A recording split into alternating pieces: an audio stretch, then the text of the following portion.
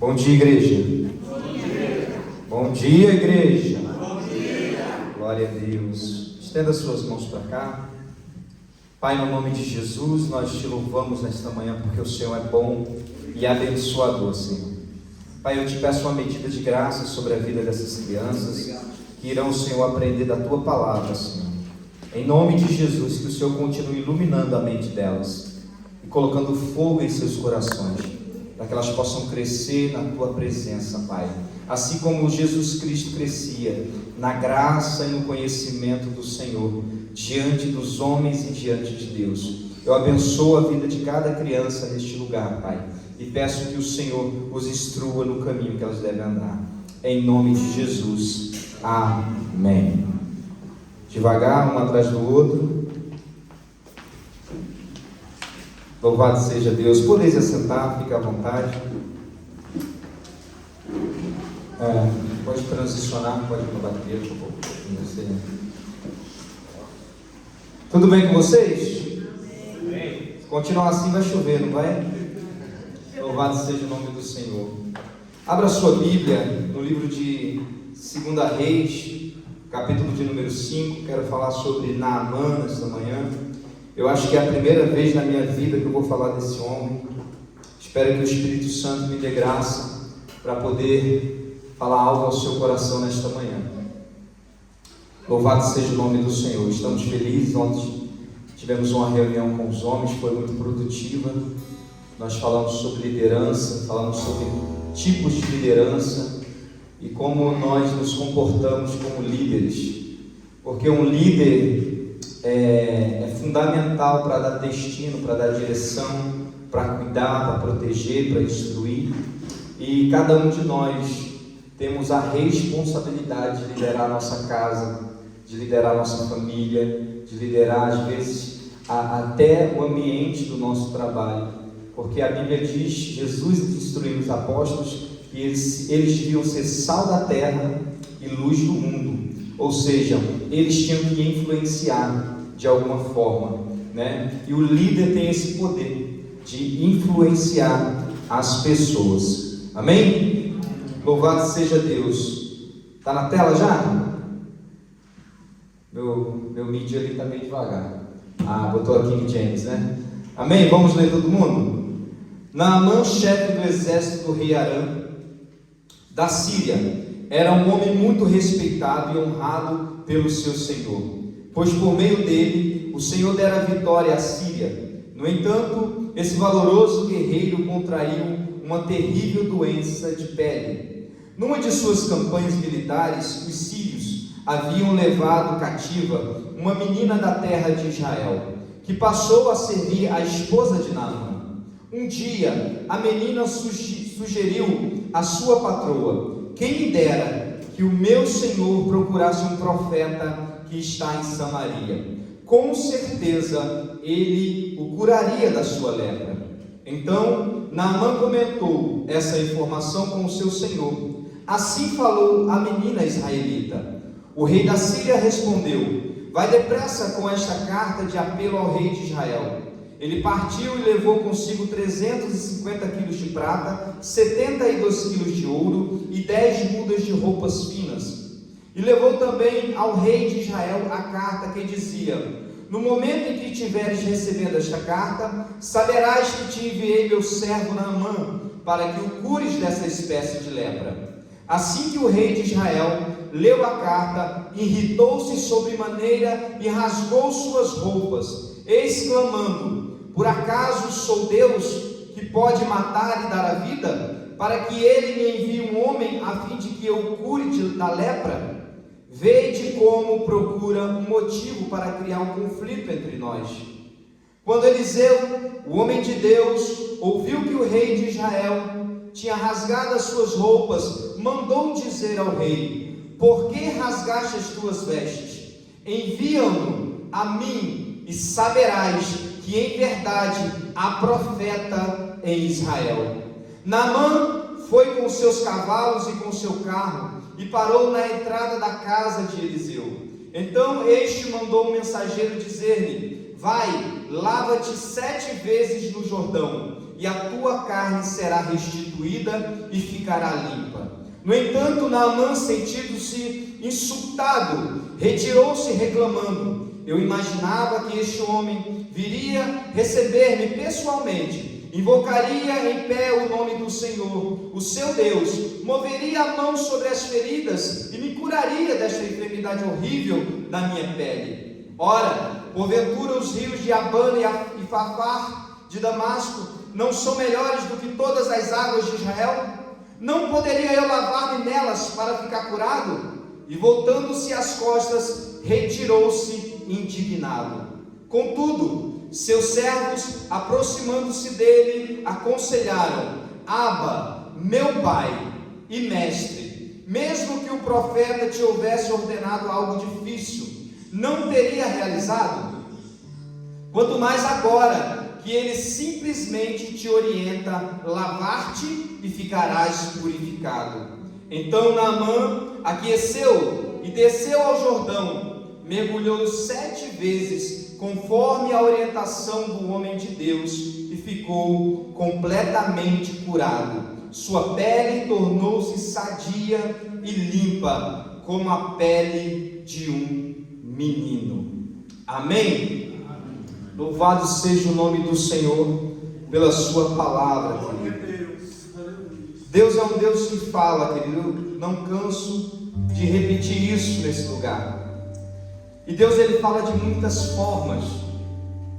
Ele costuma sempre falar de uma forma pessoal com cada um de nós, para que nós possamos entender aquilo que Deus está fazendo, ou que Ele quer fazer em nós e através de nós. Naamã era um chefe do exército da Síria. Era um homem que era honrado por onde passava, porque ele era um grande líder militar. Mas Naamã carregava consigo uma chaga, uma doença, uma enfermidade que na época era uma das piores, porque por mais que ele vestisse um traje real, por mais que ele colocasse uma roupa de guerreiro, por trás daquele traje tinha um homem que estava se deteriorando. Por mais que ele se apresentasse diante da sua elite militar de forma esplendosa e glamurosa, por dentro daquela roupa tinha um homem que estava se corrompendo aos poucos. E a história vai dizer que Naamã, em uma dessas empreitadas militares, ele vai até Israel e leva cativo uma menina, uma criança que vivia em Israel. Leva para sua casa, e aquela menina se torna escrava de Naamã, servindo a sua senhora naquela casa. Mas diferente do povo de Israel, do povo da Síria, que adorava outros deuses, o povo de Israel adorava um único Deus, Jeová Jireh, o nosso provedor, aquele que nós estamos adorando Ele nesta manhã. Aquele que se manifestou na nossa vida e nos deu a possibilidade de nos achegar a Ele. E essa menina, dentro da casa do general Naamã, ela observou a enfermidade do seu patrão. E ela vai dizer para sua senhora que se Naamã fosse até um profeta em Israel, ela tinha convicção que Deus iria curar aquele homem. O que eu entendo com isso? Nós podemos aplicar muitas lições a respeito desse texto, mas uma das coisas que eu quero falar com você nesta manhã é: não importa a circunstância que nós estamos vivendo, Deus nos levantou com a responsabilidade de apregoar que Deus é Deus, independente daquilo que nós estamos vivendo. Deus é um Deus imutável, ou seja, Deus ele não muda. Porque aquela menina estava na condição de escrava, aquela menina com certeza estava longe dos seus pais, estava longe da sua terra, estava longe dos seus amigos, mas no seu interior ela tinha uma convicção que o Deus dela continuava fazendo milagre. O que eu posso aplicar na minha vida? Eu não sei qual é a sua história, eu não sei aquilo que você está vivendo, mas eu sei que o seu Deus continua fazendo milagre. Deus não muda porque você muda, querido. Deus não muda porque você muda.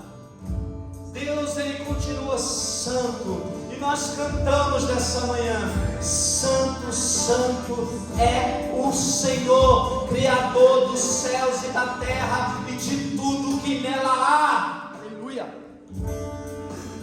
Esse é o nosso Deus, querido. É o Deus que eu estou anunciando nesta manhã. E a Bíblia vai dizer que Naamã, ela escuta o conselho de uma escrava. Ninguém é grande demais que não possa aprender um pouco mais. Ninguém sabe o suficiente que não possa aprender um pouco mais. A Bíblia não descreve, mas com certeza, com os recursos financeiros que Naamã tinha, ele já tinha procurado todos os deuses da Síria. Ele já tinha buscado com todos os bruxos da região. Ele já tinha buscado todas as opções possíveis, mas ele ainda não tinha buscado naquele que tem o poder de dar a vida e de tirar a vida. E a Bíblia diz que ele prepara uma oferta para poder levar para o rei de Israel, para levar, para poder pagar aquele milagre, aquela consulta. E não era pouca coisa, querido. Eram 75 quilos de prata. Eram 10 vestes reais, eram roupas que só os ricos poderiam usar. Era muita coisa aquela oferta naquela época. A Bíblia diz que ele vai para Israel. Quando chega em Israel, é indicado para ele que ele vai na casa do profeta Eliseu. E a Bíblia diz que quando ele chega na porta da casa do profeta Eliseu, querido, nem sai na porta. Eliseu manda um servo, fala para ele ir lá no Rio Jordão e mergulhar 7 vezes, que ele será curado. Naamã, ele foi humilde para ouvir um conselho de uma escrava, mas ele não foi humilde para ouvir o conselho de um profeta. Meu Deus! Sabe, ele estava na zona de conforto dele quando ele ouviu aquele conselho. Quando ele ouviu que em Israel tinha uma solução para a vida dele, ele já calculou comigo: eu vou falar com o meu rei, eu vou pegar um recurso que eu preciso e eu vou chegar naquela terra, além de abençoar aquela terra, eu vou ser honrado por ela. Aprenda algo: Deus não age da maneira que te convém. A multiforme sabedoria de Deus trabalha de uma forma que nós muitas das vezes não conseguimos explicar. Naamã se movimenta, querido, da Síria para Israel, era de um país para o outro. Eu não sei a distância exata, mas vamos colocar aqui a Espanha do lado, que é o país mais próximo. Imagina você viajar 2 dias, 3 dias a carros com cavalos, com carroças, para poder buscar uma resposta de Deus. Naamã queria ser curado, mas para ele ser curado precisava de um esforço da parte dele. O que eu entendo com isso, pastor Janeus? Para a gente viver milagre precisa de um esforço nosso.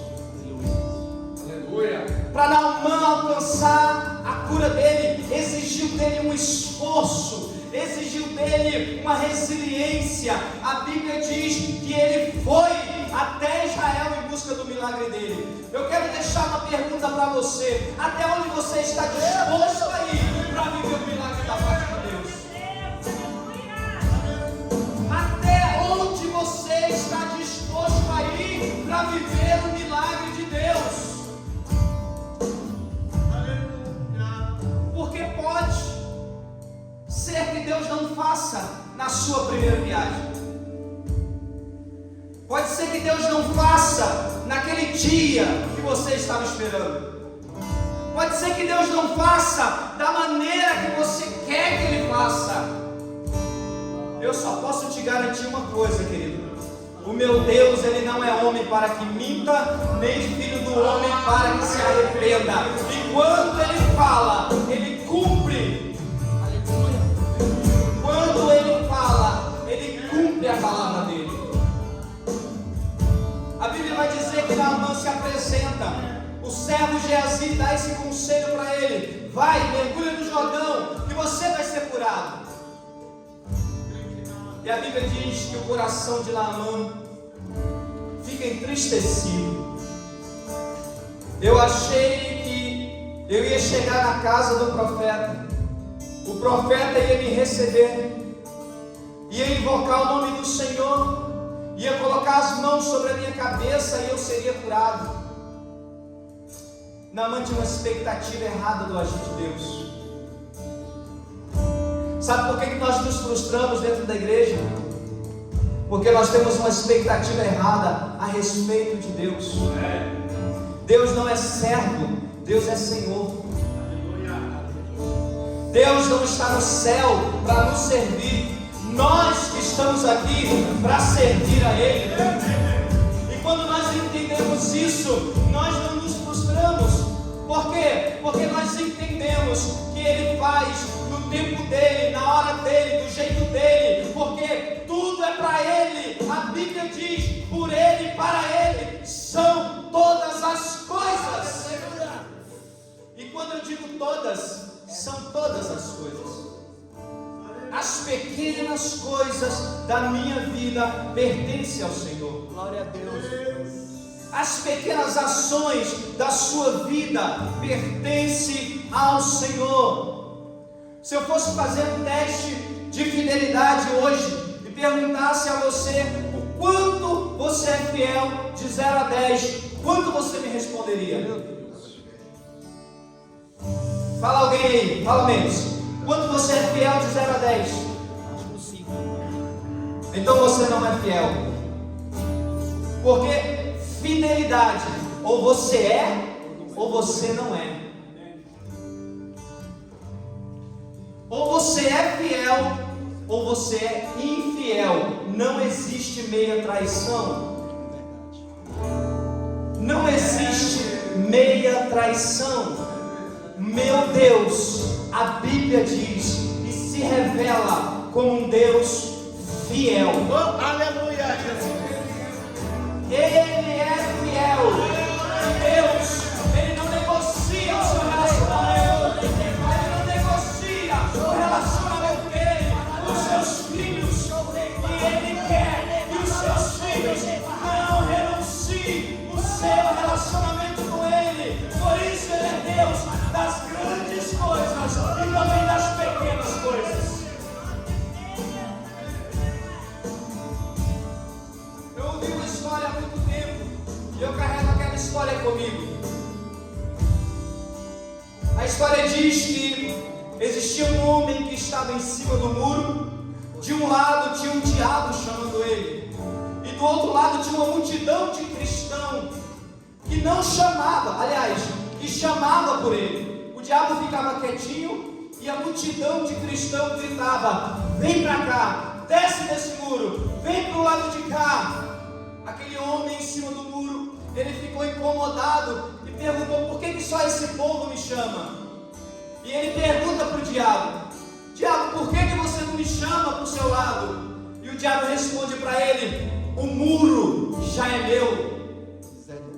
A dúvida é do diabo. Por isso, querido, arranca as dúvidas do teu coração, agarre-se à palavra de Deus e começa a caminhar nela, para que você possa experimentar milagres do Senhor. Está escrito, querido, sem fé é impossível agradar a Deus.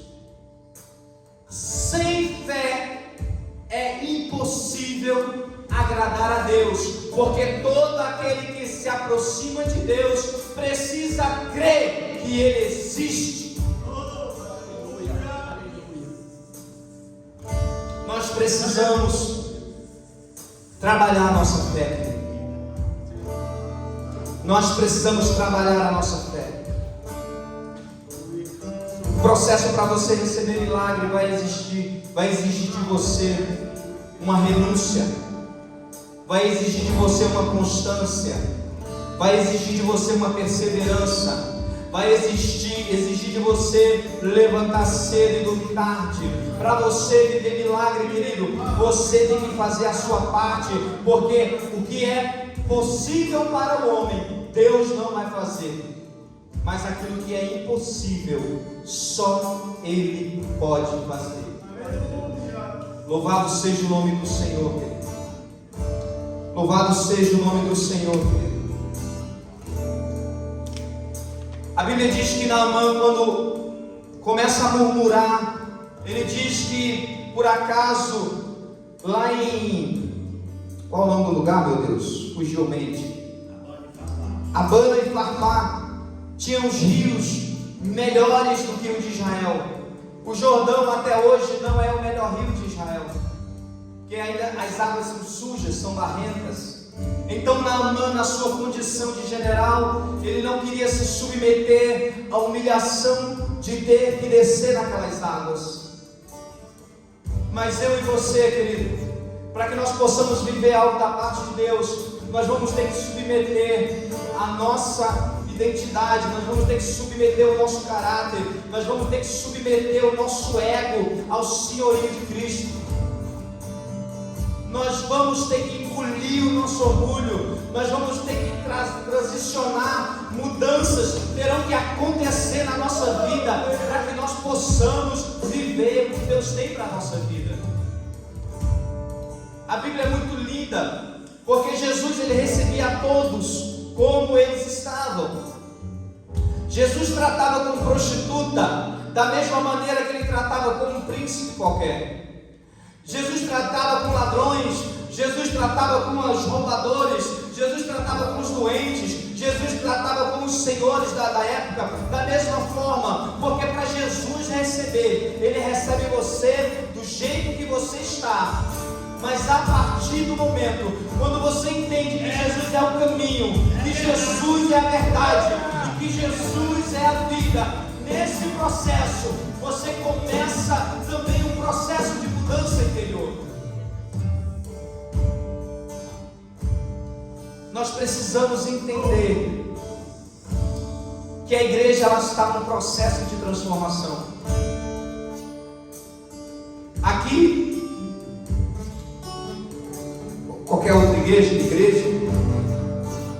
nós chamamos que a igreja é lugar de ex-ladrão, ex-prostituta, ex-presidiário, ex-mentiroso, ex-falsificador. Aqui é um lugar de ex, que estão caminhando para uma transformação. Aleluia. E alguns de nós, querido, não vai dar só 7 mergulhos. É verdade. Naamã precisou dar 7 mergulhos para que fosse curado totalmente. Eu e você, talvez precisamos mais de 7 mergulhos. Não é um culto que vai resolver a tua vida. Meu Deus. Um culto vai te dar um norte. Um culto vai te despertar. Um culto vai te alertar a respeito da mudança que você precisa. Mas o que vai mudar a sua vida é as decisões que você vai tomar. Eu vou mergulhar quantas vezes for necessária para que o milagre de Deus aconteça na minha vida. Eu vou bater na porta quantas vezes for necessária até ela abrir. Eu vou buscar até encontrar. Eu vou clamar até Deus me responder. Eu estou dizendo para você, para você viver milagre de Deus, você vai ter que encarar os processos da sua vida. Não fuja do processo que você tem que passar para você viver o que Deus tem para a sua vida. Eu estava ouvindo alguns psicólogos falando a respeito de como os pais lidam com os filhos. E ela falava a respeito do sofrimento dos pais. Por causa de nós, como pais, nós não queremos sofrer. E é por isso que nós damos tudo que o nosso filho quer. Porque quando nós vemos ele sofrendo, nós sofremos. Então, o psicólogo estava dizendo que os pais dão tudo para o filho. Não é porque eles querem um filho bem, é porque eles querem estar bem consigo mesmo. Para que o filho possa ter tudo e o pai não ter o encargo de consciência que ele está falhando. Para que o filho possa ter tudo e o pai não tenha aquela dor de ver o filho sofrer. Mas é o sofrimento, é a falta, é a necessidade que faz com que cada um de nós amadureça. Você já pensou se Deus abre os céus e ouve todas as nossas orações desse dia? Vocês já viram aquele filme O Todo-Poderoso do Jim Carrey? Quando ele se torna Deus, ele vai lá no computadorzinho do céu e ele coloca sim para todas as orações. No dia seguinte, eu acho que a humanidade toda tinha ganhado lá no Euro Milhões. Porque as pessoas pediam uma vida de facilidade, pediam recurso fácil. Deus está te treinando, querido. Lutas, problemas, dificuldades, é um treinamento de Deus. Deus nunca vai usar alguém que não foi aprovado por Ele. Meu Deus. Deus nunca vai te fazer um homem que vai ser referência no lugar onde você vive, se Ele não forjar o teu caráter. Ele nunca vai te fazer uma mulher de autoridade, se Ele não forjar o seu caráter. Ele pode te usar esporadicamente, mas para que você tenha uma identidade formada, você precisa passar na presença do Senhor. Você precisa viver momentos de dependência de Deus. Você precisa entender que Deus é o Senhor da tua vida, genuinamente. E só existe uma forma, querido. É quando Ele começa a arrancar o seu orgulho. Quando Ele começa a abater você. É quando Ele está começando a amassar o barro para começar o processo de formação de um vaso de honra. Glória a Deus, Senhor. Todos nós temos uma história. Todos nós temos um processo a ser vivido. Eu queria que você saísse daqui com essa convicção.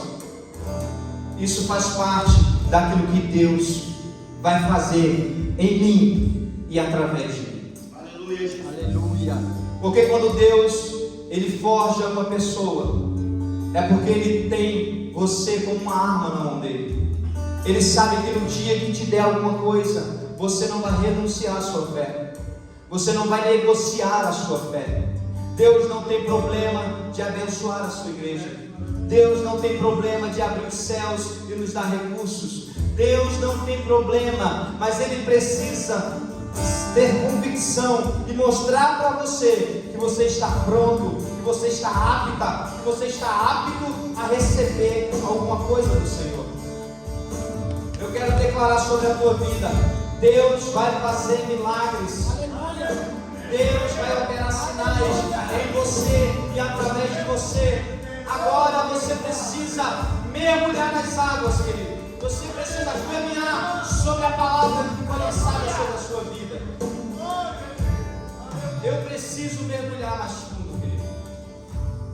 E eu não sei quantas vezes eu vou precisar passar pelas águas para poder melhorar, mas eu sei que eu estou disponível para que Deus possa fazer de mim aquilo que lhe apraz. Deus é bom, querido. Deus é bom. Por causa de experiências ruins, nós perdemos o foco da nossa caminhada. Por Por causa de conselhos errados, nós perdemos o foco da nossa caminhada. Por causa de não acontecer da maneira que a gente gostaria que acontecesse, nós perdemos o foco da nossa caminhada. Eu gosto muito de ter um evangelista americano e ele sempre repete a mesma coisa. O cristianismo, ele não é uma religião. O cristianismo é um estilo de vida. Nós precisamos nos parecer com Jesus. Nós precisamos entender qual era a mentalidade de Jesus, como Jesus agia, como Jesus falava, como Jesus se portava diante de um problema, como Jesus reagiria se estivesse vivendo aquilo que você está vivendo hoje. Eu e você precisamos entender que nós não fazemos parte de uma religião, nós fazemos parte de um movimento. Aleluia. Que começou há 2000 anos atrás. Aleluia. E a Bíblia diz que não vai parar até que Ele venha. Eu peço para você, querido, não se distraia. Não aconteceu, Janaílson. Vai acontecer, Eu creio, eu creio. Você está passando no processo da busca. Você está no processo de rendição a Ele, de se submeter a uma autoridade profética. Você está passando pelo processo de quebrantamento, de limpeza, para que Deus possa te dar autoridade. A Bíblia diz que Naamã mergulha e ele sai das águas com uma pele igual à de uma criança, limpo, purificado, curado, do jeito que o profeta falou. A Bíblia diz que ele pega todo aquele recurso que ele trouxe, vai até a casa do profeta, e ele quer dar aquele recurso para o profeta, e o profeta diz: eu não quero seu recurso. Até hoje eu não entendi porque ele não recebeu aquela oferta, mas a Bíblia diz que Naamã pediu a Eliseu que ele pudesse levar da terra de Israel, pudesse levar a terra de Israel sacos e sacos de areia para a Síria, e ele fez um juramento que ele não se prostraria mais diante de outros deuses. Fala comigo assim: o milagre muda a nossa visão. O milagre muda a nossa concepção. O milagre muda a nossa trajetória. É por isso que eu prego sobre milagre. Uma pessoa que vive um milagre com Deus, ela entende. Naamã disse: eu vou adorar somente o Deus de Israel. Meu Deus. Aí ele disse: meu Senhor, só me permita uma coisa, porque todas as vezes que o meu rei vai no templo adorar o Deus dele, eu preciso segurar ele para poder se inclinar diante daquele Deus. Posso falar algo para vocês? O Deus da Síria era tão fraco, que não conseguia nem levantar o rei. Meu Deus. Meu Deus. Querido, uns confiam em carros, uns confiam em cavalos, mas nós que entendemos a palavra de Deus, nós confiamos no Senhor. Senhor dos senhores.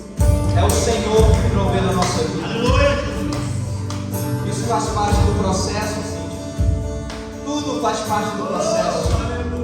Entendimento, maturidade, é isso que Deus está forjando em nós.